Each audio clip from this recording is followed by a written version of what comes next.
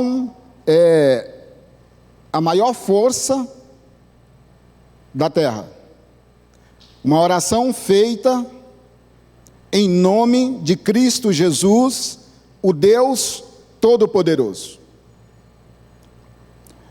Por esse tempo, a Igreja de Cristo, ela enfrenta algumas resistências, algumas dificuldades. Ainda não é muito, mas a tendência é crescer. E a igreja precisa se fortalecer.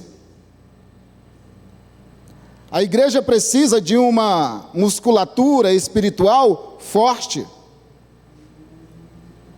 A igreja precisa aprender a andar na visão de Deus. No fundamento, como o Gilmar cantou agora aqui, fundamento que é Cristo. A igreja precisa melhorar cada dia a sua comunhão com o seu Deus. É na comunhão com Deus, primeiro, é na comunhão com os irmãos, que nós somos fortalecidos. E essa comunhão se dá pela oração. Oração, amados, é a maior usina de força da igreja na terra. Uma igreja que não ora, ela é uma igreja fraca, é uma igreja anêmica, é uma igreja raquítica, falta força, falta vigor espiritual. É a mesma coisa de um homem que não ora, de uma mulher que não ora, sendo cristão, é claro. Porque é na oração que a gente recebe força. É na oração que o nosso coração é consolado. Nas nossas lutas e batalhas, a gente busca força em quem? Em Jesus Cristo. E como é que a gente se achega a Deus? Pela oração, pela súplica, pelo clamor. Experimenta um dia na sua casa, senta na tua mesa e convida Jesus para tomar um café com você. Puxa uma cadeira para você, outra para ele, pede para ele sentar e começa a tomar café. E começa a conversar com ele. Você não vai suportar 30 segundos, você já começa a orar, a se derramar. Imagina eu ou você perguntando para Jesus: Jesus, o senhor está bem? Ele responde: eu estou ótimo, e você, como está? Você vai conseguir mentir para ele? Vai dizer: está ótimo, Senhor.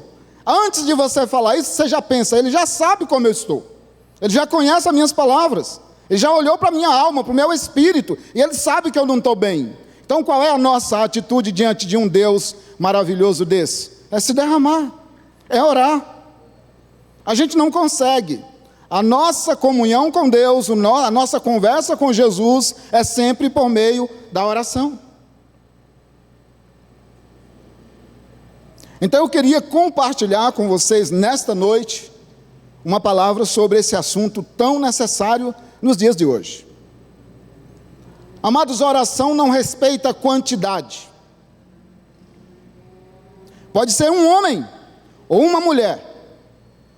Se ele ou ela se colocar na brecha, ela muda a história de uma nação, a história de um bairro, de uma rua, de uma família. Muda a vida. Porque é um homem fraco, humilhado perante um Deus forte. É uma igreja necessitada diante de um Deus poderoso que tem como satisfazer as suas necessidades. O que a igreja precisa nesses dias para marchar vitoriosamente? Força, poder, sabedoria, discernimento, coragem, ousadia, conhecimento da palavra, comunhão com o seu dono, Senhor Jesus. É disso que a igreja precisa para marchar vitoriosamente. Foi assim em toda a história. e será assim até o último dia. Por outro lado, toda vez que a igreja ela fracassou na oração, ela fracassou em todas as suas batalhas. Em todas. A igreja, amados, a igreja de Cristo, ela tem poder para mudar o contexto, a configuração de uma nação. Pergunto para você uma coisa: existe alguma enfermidade que Jesus não possa curar? Existe algum problema que Jesus não possa resolver? Existe algum coração que Jesus não possa ler o que está acontecendo nele? Não existe. Ele conhece o fim antes do começo. Ele chama as coisas que não existem como se já existissem. Esse é o nosso Deus, o nosso Senhor e Salvador Jesus Cristo. E quando é que você vê o poder de Cristo Jesus aflorando na igreja? É quando a igreja ela melhora a sua comunhão com seu Deus, pela oração. Quando nós chegarmos na glória, não vai estar lá as pregações do pastor Paulo, não vai. As pregações do pastor Francisco, do pastor Odisseu, do pastor Samuel, Rodrigo, quem quer que seja que já passou por aqui, não vai estar. Mas as orações do irmão e da irmã mais simples vão estar. Porque a Bíblia diz que as nossas orações sobem como incenso cheiroso, suave, às narinas do Deus vivo, agradável. Então, se a oração é essa usina de poder e força para a igreja na terra, ora, amados, você há de concordar comigo que todas as vezes que você parar para se dedicar a esse santo ofício da oração, você vai enfrentar oposição? Você vai enfrentar oposição? Se levante em oração na sua casa. Se levante. Você vai vencer porque está escrito: submetei-vos, pois, debaixo da potente mão de Deus, não é assim? Resiste o quê? Resiste o inimigo. E nessa resistência, quem é que foge? Não é você, é o diabo que foge, porque está escrito: resiste e ele fugirá. Se levanta em oração na sua casa. Você vai enfrentar batalhas. Veja, muitos se levantam, começa, mas quando as batalhas começam a vir, qual é a primeira atitude? Desistir. Desistir. Se você desiste, o diabo se aquieta, aspas, ele se aquieta, ele dá um tempo. Opa, então está tudo bem. Mas se levanta em oração. Se levanta. Se levanta para orar pelo teu filho, pela tua esposa, pela tua família, pela tua casa. Se levanta para orar pelo teu ministério. Você vai enfrentar a oposição. Nós temos exemplos de irmãos aqui. Eu já fui vítima disso. Então a oração, amados, a oração é um santo exercício da igreja, sabendo que todas as vezes que nós nos levantamos, nós enfrentaremos oposição. Mas oposição não é novidades para a igreja de Deus. Oposição para a igreja de Deus é algo normal. O mundo não nos ama. O mundo não gosta da gente. Nós não somos amigos do mundo. Jesus Cristo disse: ora, se o mundo me odiou, como não odiarão vocês? Odiará sim. Então eu quero pedir ao nosso Senhor e Salvador Jesus Cristo, que pelo seu Espírito, Ele coloque isso no nosso coração nesta noite, para o que nós vamos ver aqui. Porque é tempo de orar. É tempo de dobrar os joelhos e confiar, conforme está escrito em Mateus 28:18, que a Jesus Cristo foi dado todo o poder no céu e na terra.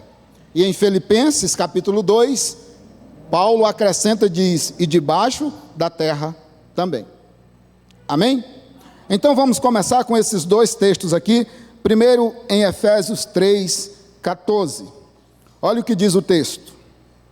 Diz assim: por causa disso, me ponho de joelhos perante o Pai de nosso Senhor Jesus Cristo, do qual toda a família nos céus e na terra toma o nome. E Paulo vai pedir algo à igreja, e eu te garanto, ele não vai pedir para a igreja dinheiro, casa, carro, ele não vai pedir isso. Acompanha comigo o versículo 16, ele diz assim: para que, segundo as riquezas da sua glória, vos conceda que sejais corroborados com poder, primeiro, poder, pelo seu Espírito no homem interior. Paulo está pedindo a Deus que nos fortaleça no nosso espírito, porque a carne precisa morrer. Mas Paulo pede para que nós sejamos fortalecidos no espírito, no homem interior. É o pedido de Paulo a Deus, de joelho. E é uma causa para ele está defendendo uma causa. Ele diz: por esta causa eu me ponho de joelho perante o Pai de nosso Senhor Jesus Cristo, para que vocês sejam fortalecidos no homem interior, ou seja, no novo homem. Porque o inimigo trabalha na mente.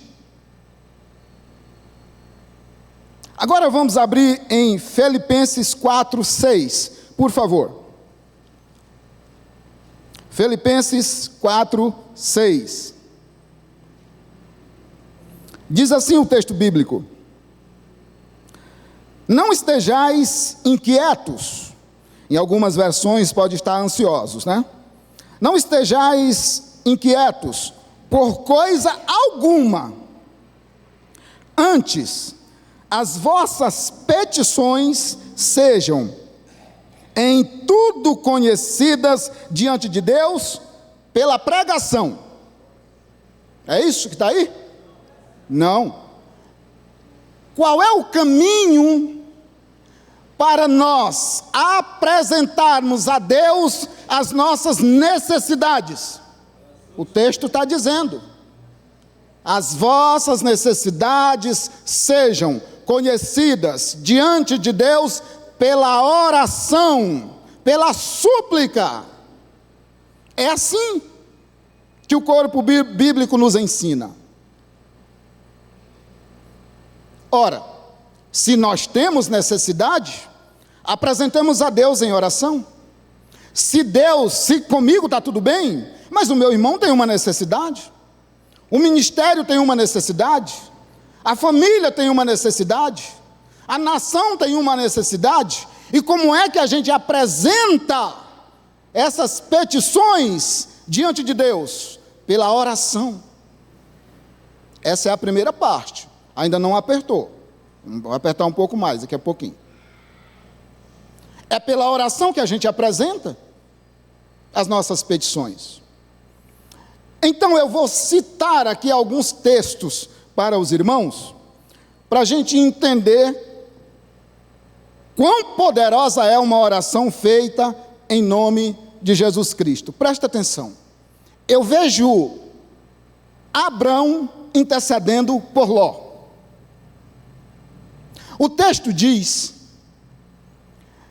que quando o Senhor foi destruir Sodoma, o texto diz assim: e Deus lembrou de Abraão. Qual foi a intercessão de Abraão pelo seu sobrinho? Senhor, naquela cidade, se tiver 50 justos, o Senhor vai destruir a cidade? Não. Aí ele vai descendo, chega lá nos 5. E ele vai pedindo clemência: Senhor, não fica bravo comigo não, só mais uma vez. Se tiver 5, o Senhor vai destruir a cidade? Não, se tiver 5 lá, eu não vou destruir. Só tinha um, Ló. E o texto diz que quando ele foi destruir a cidade, ele lembrou de Ló. texto diz, lembrou de Abrão, que intercedeu pelo seu sobrinho, e por isso ele foi salvo. Intercessão, amados. Interceder por alguém. Eu me lembro também de Moisés, no deserto, intercedendo por aquele povo. Olha a ousadia de Moisés. Senhor, se o Senhor não for conosco, risca o meu nome do teu livro. Olha, você tinha coragem de dizer isso para Deus? Fala, Senhor, se o Senhor não salvar o pastor Francisco, risca também o meu nome. Se o Senhor não salvar o Ministério Igreja Batista Parque América, risca o meu nome do livro da vida. Intercessão. Sabe o que Deus fez? Tá bom, Moisés, eu tinha planejado realmente destruir todo esse povo, mas o meu anjo vai contigo. Eu vou concordar contigo nessa. Qual é o nome dessa ação de Deus? Fala para mim. Misericórdia. Misericórdia. O que Moisés está dizendo? O Senhor tem misericórdia desse povo. Esse povo é teu. O Senhor ama esse povo. Eu amo o Senhor. O Senhor é meu amigo. Isso Moisés vai dizer mais na frente. Se o Senhor não conduzir esse povo até a terra prometida, o que é que as nações vão dizer? Vão dizer que o Senhor não é poderoso. Vão dizer que o Senhor tirou o povo do Egito, matou ele no deserto, mas não conseguiu levar eles até a terra prometida. Deus então disse para Moisés, meu anjo vai contigo. Pode prosseguir. Intercessão, amados. Intercessão. Eu vejo Ana suplicando a Deus por um filho. E Deus, por misericórdia, abre a madre daquela mulher. E ela tem um filho, Samuel, o maior profeta, juiz e sacerdote que Israel já teve. Depois eu vejo esse menino, já homem, Samuel, orando e dizendo assim, longe de mim, pecar contra Deus, deixando de orar por vós.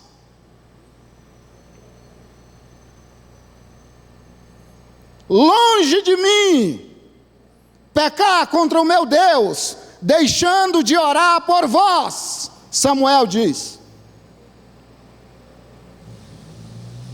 Será mesmo que oração é importante? Oração, amados. Oração.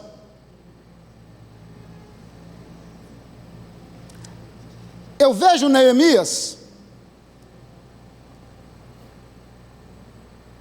na casa do rei, no palácio do rei,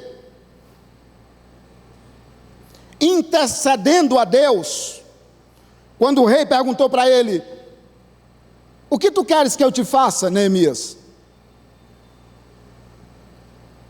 O texto diz assim,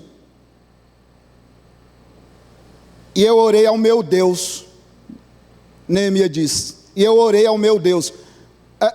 Ora, o rei acaba de perguntar para ele, eu não tenho base bíblica para dizer se a resposta de Neemias foi um dia, uma semana ou um mês depois, ou se foi na hora. O texto não vai me dar ele não vai me dar essa direção. Ele vai apenas me dizer que o texto, Neemias disse, eu orei ao meu Deus, naquela hora, eu creio.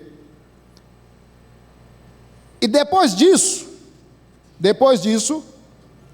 Neemias, ele reconstruiu a cidade de Jerusalém, depois de mais de 120 anos que aquela cidade estava debaixo daqueles escombros. Aquela cidade foi reconstruída em 52 dias. Será que é necessário orarmos? Você diz assim para mim, pastor, essas passagens são do Antigo Testamento e no Novo Testamento. Veja, Jesus precisava orar? Vamos falar francamente. Jesus precisava orar sendo ele Deus? Deus ora pedindo a quem? Se ele disse que não tendo alguém acima dele, jurou por ele mesmo. Obviamente que quando Jesus Cristo ora, Jesus está dentro da sua natureza humana. Jesus é homem 100% e Deus 100%. As duas naturezas de Cristo. Mas Jesus viveu a base da oração.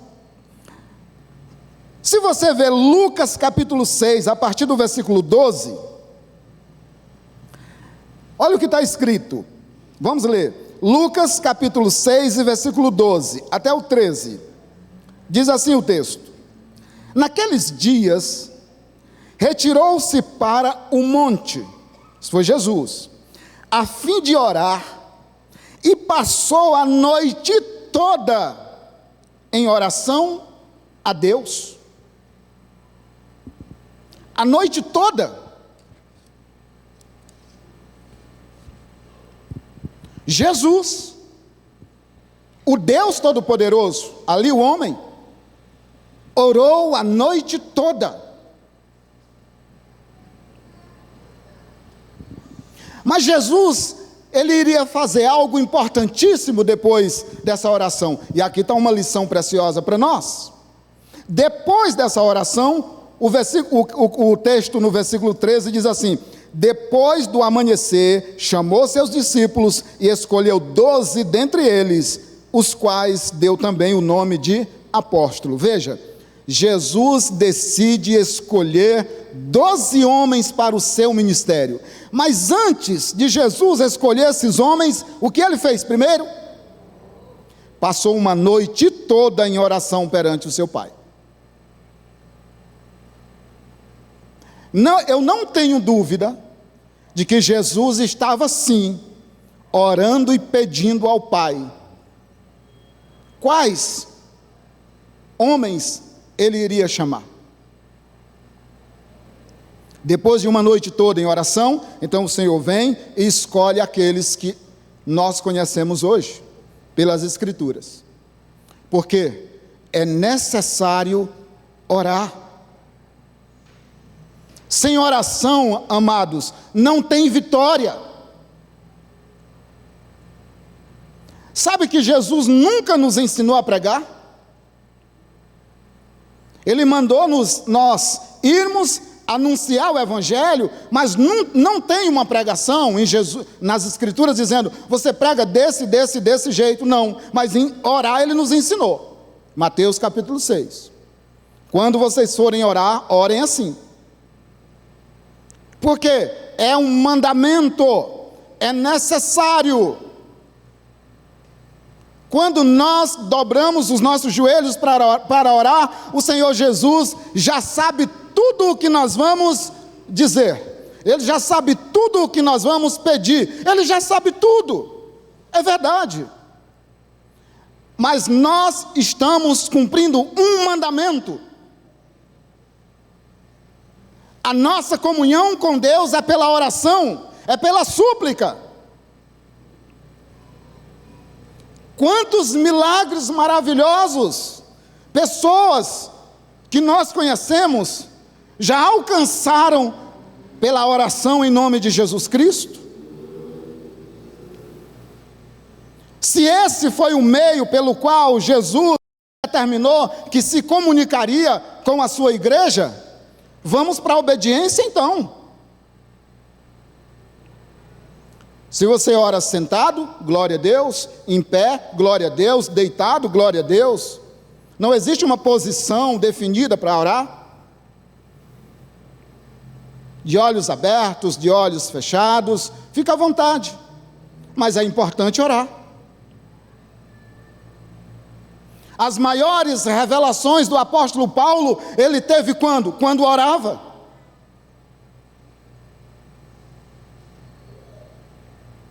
As maiores aflições dos corações dos pais da igreja, eles foram consolados no momento de oração.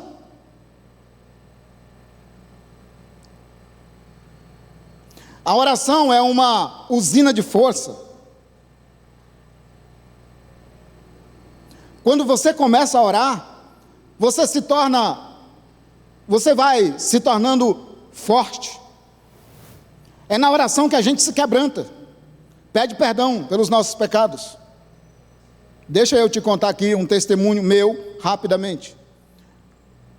Um tempo atrás, isso já faz uns 2 anos, mais ou menos, eu tenho a mania de ler de manhã cedo.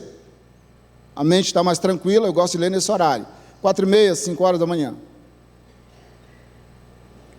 E eu tenho uma mania de ler o texto bíblico, não entendo nada, então eu vou orar, vou pedir entendimento.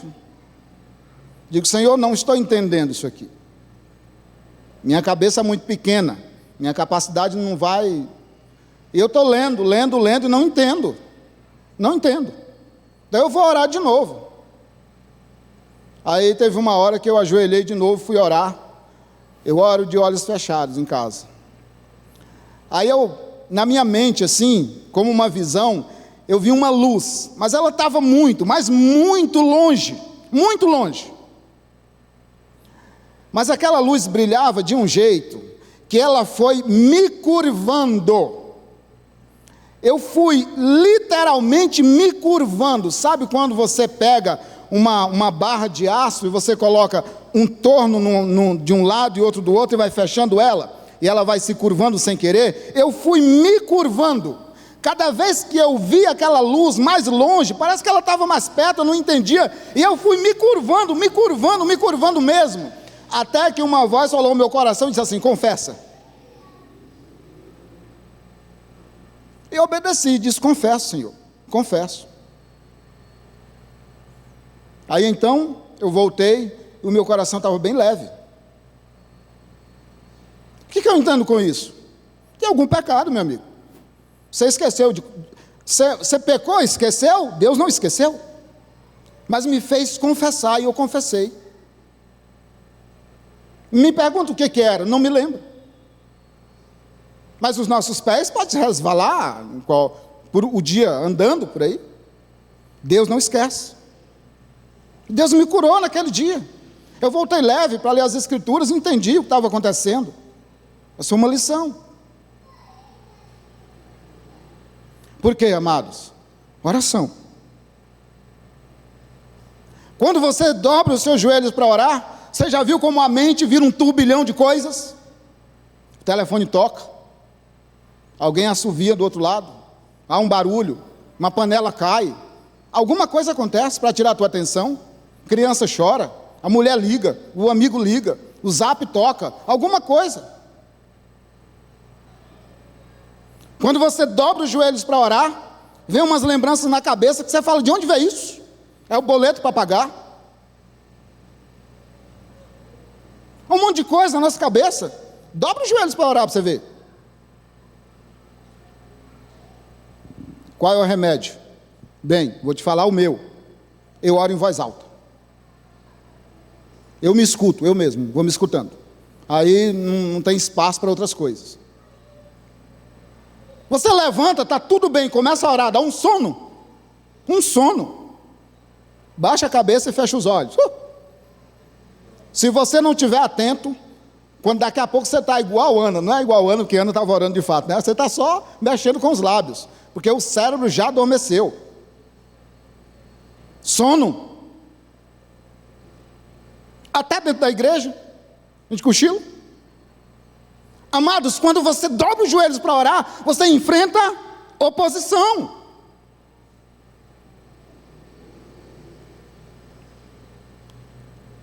É assim.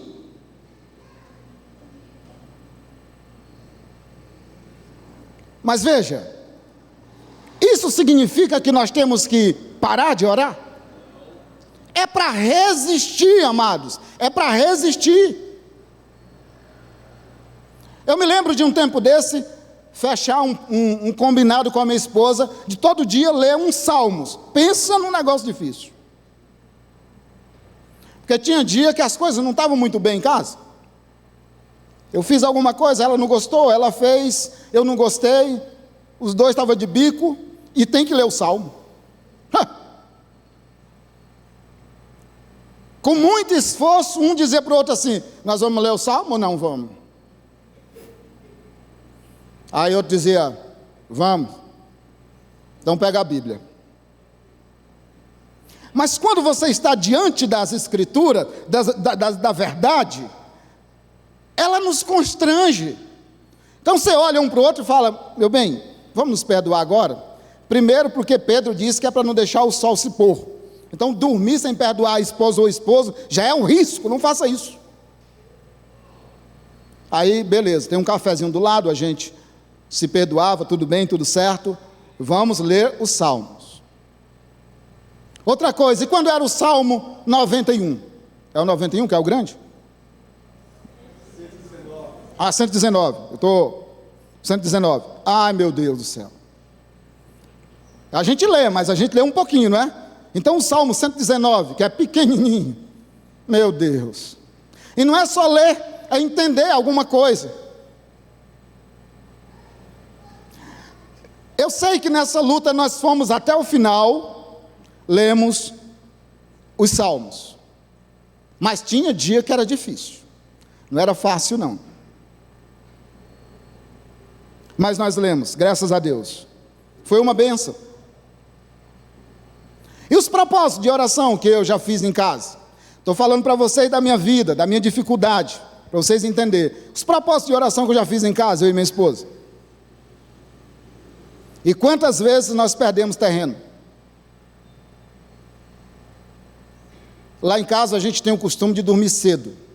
Se você ligar para mim 10 horas da noite e eu não atender, estou dormindo. Lá em casa o Raniel e a Marina vão para a cama 8 horas da noite, não tem conversa. Ah papai, mas eu não estou com sono. Eu falei: não estou pedindo para você dormir, filho, basta deitar, fica deitadinho. Na sexta-feira não, porque no sábado não tem aula e tal, mas é 8 horas. Não negocio muito não. O Raniel agora que está com 14, de vez em quando ele consegue me dar uma driblada ali até 9, mas eu não é toda vez não. Ah, eu não estou com sono, deita, não precisa dormir, basta deitar. 8 horas. Eu e a Lulu, a gente costuma dormir um pouquinho mais tarde. Mas os propósitos de oração que a gente fez, meu Deus do céu, o sono chegava, e aí nós líamos em voz alta, era o único jeito, e a gente suava, igual eu já estou começando a suar aqui mesmo. Tinha dia que era difícil, mas nós éramos curados, as vitórias chegavam. Às vezes você está diante de um problema gigantesco, você não sabe de onde veio, como resolver, o que é isso, e o problema cresce, cresce, cresce. Começa a orar para você ver. Aí Deus começa a crescer no nosso coração, no nosso espírito. Aí a gente vai entendendo que grande é o nosso Deus, não é o problema. O nosso Deus que é grande, o nosso Deus que é poderoso, é Ele que resolve. Mas como a gente tem pouca comunhão, então o inimigo cresce. Mas você tem uma arma poderosa na mão. O nome de Jesus é nome sobre todo nome.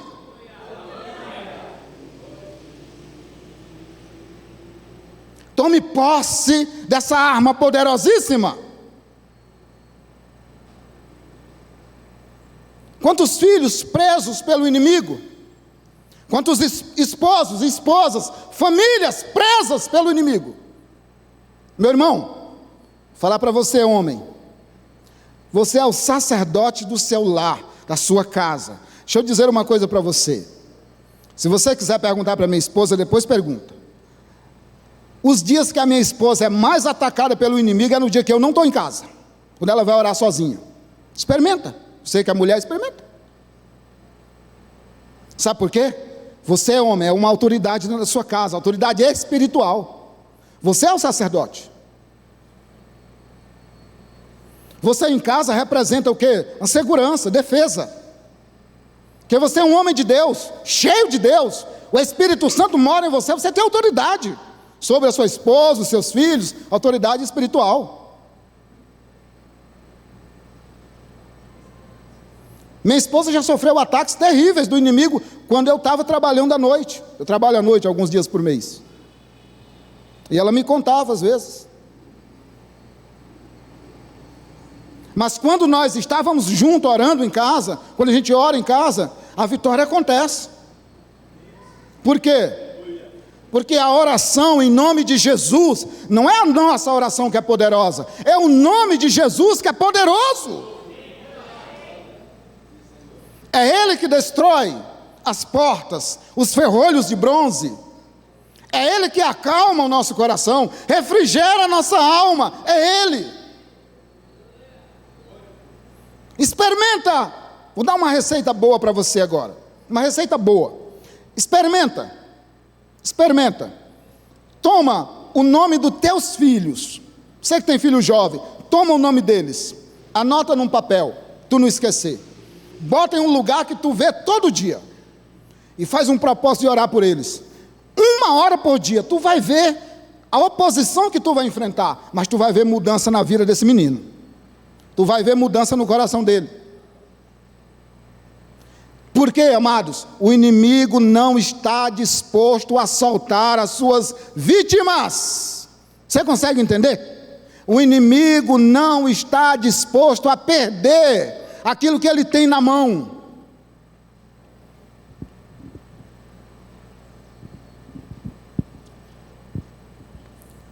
Se você ler Mateus capítulo 14, não precisa abrir, eu vou ler para você.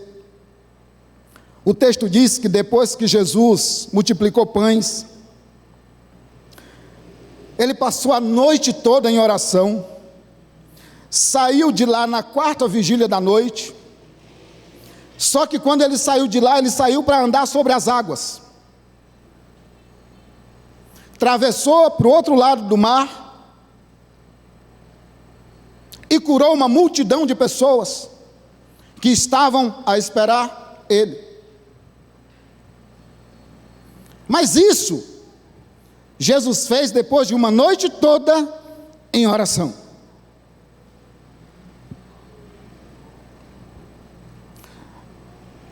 Amados, nós gostamos muito de falar sobre avivamentos, e avivamento é bom mesmo.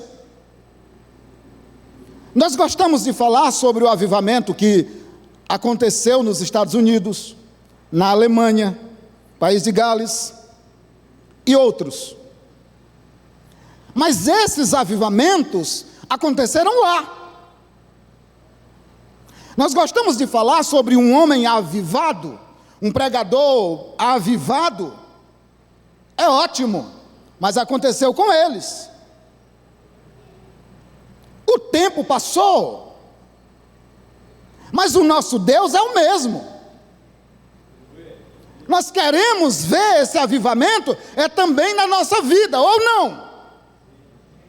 Nós queremos ver esse avivamento no nosso ministério, ou não? É bom ver os avivamentos lá fora, é ótimo. Mas e nós? E nós? Não vamos viver esse avivamento? Quero compartilhar com você algumas coisas. Em 1850, houve um colapso na economia americana. As empresas tiveram, muitas empresas tiveram falência decretada. Isso em 1850. A indústria viveu um tempo de demissão dos seus funcionários em massa.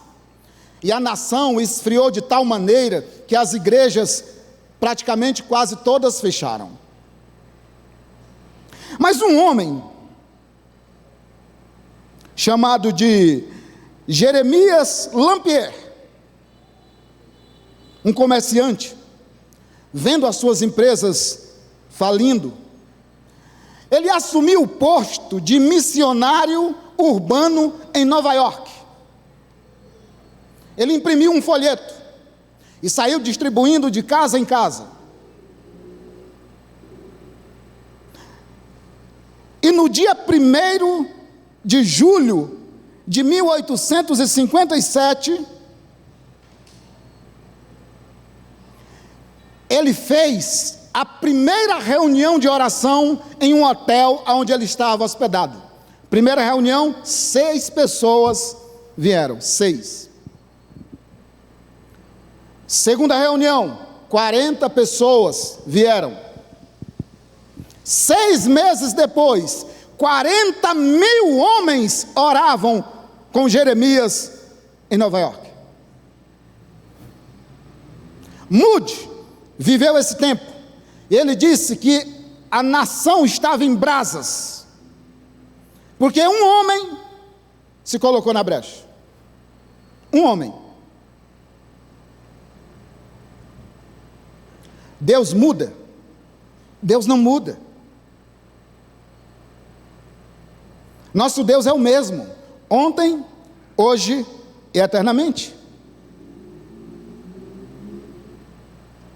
Na Alemanha, eu até deixei alguma coisa anotada aqui sobre isso. Na Alemanha, na verdade na Inglaterra, em 1739, houve uma sequidão espiritual muito grande.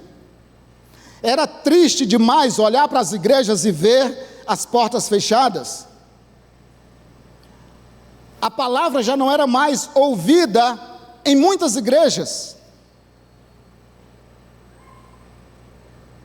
Mas tinha um grupo de jovens. Esse grupo de jovens foi chamado depois de Clube Santo. Eram estudantes. E eles começaram a sentir um peso no coração, vendo aquela situação. Então eles foram orar. Eles foram se colocar diante de Deus e suplicar pelaquela nação. Buscar comunhão com Deus. Pedir que Deus reavivasse aquela nação. Pedir que o Senhor derramasse um avivamento naquela nação. Até que, dia 31 de dezembro, 3 horas da madrugada, o Espírito Santo de Deus tomou o coração daquele grupo de jovens de uma maneira tão poderosa,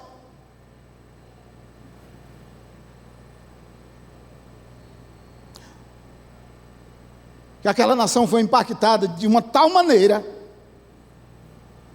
que a igreja ganhou vida de novo. As igrejas se encheram de novo. Os pastores se animaram de novo. Porque um pequeno grupo de jovens estudantes entenderam que sem oração não há avivamento. Ô irmão querido, quantas oportunidades nós não já perdemos por falta de oração nossa? Quantas derrotas nós já sofremos, porque não combatemos o bom combate na oração?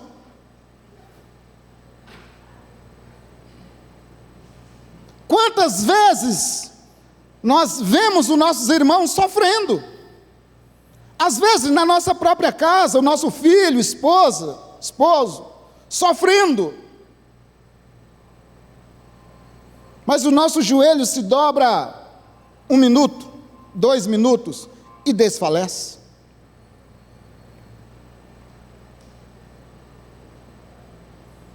Nós enfrentamos lutas, amados, batalhas. Mas a igreja de Deus é uma igreja que luta. Vamos combater o bom combate.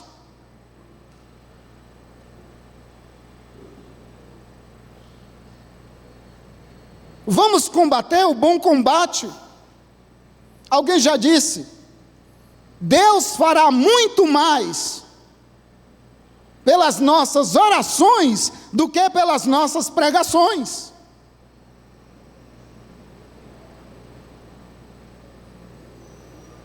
Como nós queremos ver os nossos filhos libertos, se eles não estão cobertos pelas orações? Talvez você diga assim para mim: pastor, mas por esses dias não é mais assim. Tá. Pastor Hernandes Dias Lopes tem um livro chamado Mulheres Intercessoras, parece que é esse o nome, eu não lembro direito. Lê esse livro. Uma senhora conhecida dele tinha um filho pregando no Peru. Oh, aleluia, Jesus. Aleluia. E uma noite, essa mãe acordou com um peso no coração. Ela disse: Senhor, o que está acontecendo com meu filho lá no Peru? Ela dobrou os joelhos e disse: Senhor, salva meu filho! Salva meu filho, Senhor! Salva meu filho! Naquela noite, aquele rapaz estava pregando numa igreja, vieram uns terroristas, colocaram um capô na cabeça dele, colocaram ele dentro de um carro e levaram para um local onde ele seria fuzilado naquela noite. Naquela hora, enquanto aquela mãe intercedia por aquele jovem, ele conta que veio um carro em alta velocidade, parou, tirou aquele menino das mãos dos terroristas, colocou ele dentro e foi embora. Você acha que qualquer um homem faz isso? Tirar uma vítima da mão dos terroristas que vão ceifar sua vida? Pela oração de uma mãe.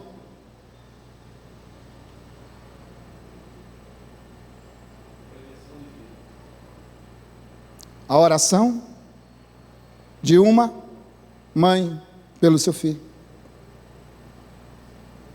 Não importa onde o seu filho esteja, meu amigo. Tem lugares que o seu braço não alcança, mas não há lugar que o braço de Cristo não alcance.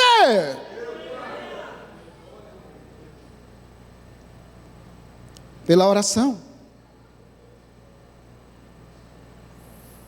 Quantas vezes o Senhor não espera que nós sejamos a resposta da oração de alguém? Para finalizar, vamos agora para a parte onde aperta um pouco mais. Meu irmão e minha irmã, oração é feita de duas etapas. Já disse um certo pregador que orar sem agir é escarnecer de Deus. Como é que nós temos coragem de dobrar os nossos joelhos e dizer assim: Senhor, abre para mim uma porta de emprego essa semana, se durante a semana você não sai para procurar esse emprego?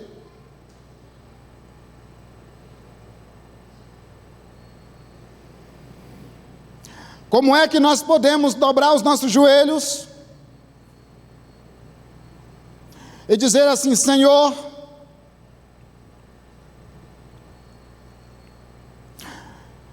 eu preciso de uma grande vitória contra um pecado que me aflige. Se você não quebra os gatilhos para que esse pecado não aconteça.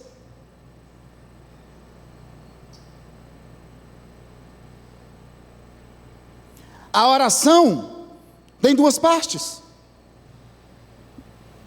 Imagina Josué tomando ali posição diante de Deus para assumir o lugar de Moisés.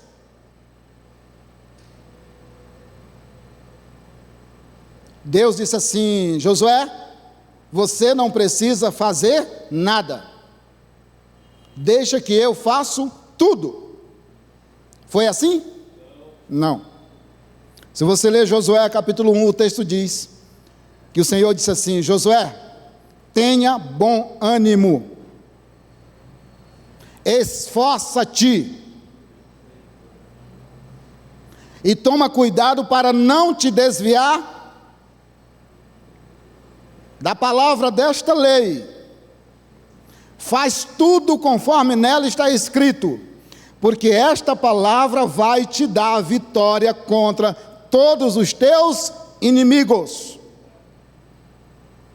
Esforça-te, tem bom ânimo. Como é que nós queremos vitória? Se nós colocamos o celular para despertar 4 horas da manhã para orar, e quando ele desperta a primeira vez, pá. A segunda vez, pá. A terceira vez, pá. Acabou, só vai acordar 8 horas da manhã. Ah, Senhor, não deu tempo. Claro que não, você não queria. Vocês acham que isso nunca aconteceu comigo? Já aconteceu comigo. Mas experimenta. Quando ele despertar, bota ele para despertar na sala. Olha a direção para você aqui do Espírito. Bota o telefone para despertar na sala. Deixa a porta do quarto aberta para você ouvir. Porque quando ele despertar lá, você vai levantar para ir lá desligar ele. E já fica lá. Dobra os joelhos, passa uma água no rosto. Penteia o cabelo, fica bonito. Dobra os joelhos. E ora. Primeira noite vai ser difícil. É sério isso, amados. Vai ser difícil a primeira noite. A segunda também vai. A terceira também vai. Mas quando o Senhor começar a te atrair com a sua boa, agradável e perfeita vontade, você vai começar a sentir alegria na presença dEle. E você vai perceber que pela manhã você está mais forte. A tua direção ficou melhor. Teu raciocínio foi melhor. A tua força, musculatura espiritual mais forte. Você teve mais força, mais coragem, mais ânimo. Aquele problema que parecia gigante diminuiu. E tu dá glória a Deus. Eu orei de madrugada. Senhor, louvado seja o teu nome. Amanhã eu vou de novo. Faz isso uma semana, 2 semanas. Meu amigo, mais exposto. Eu trouxe aqui só algumas informações. Estuda os avivamentos. Vê o que esses homens... Lê o livro Heróis da Fé. Meu amigo, esses homens fortalecidos. Quando Jesus Cristo estava para ir para a cruz, ele falou assim para os seus discípulos: a minha alma está angustiada. Ficai comigo aqui um pouco, eu vou orar. E ele orou. E fez a oração mais intensa do universo. Suou gotas de sangue. Mas quando Jesus levantou dali, embora.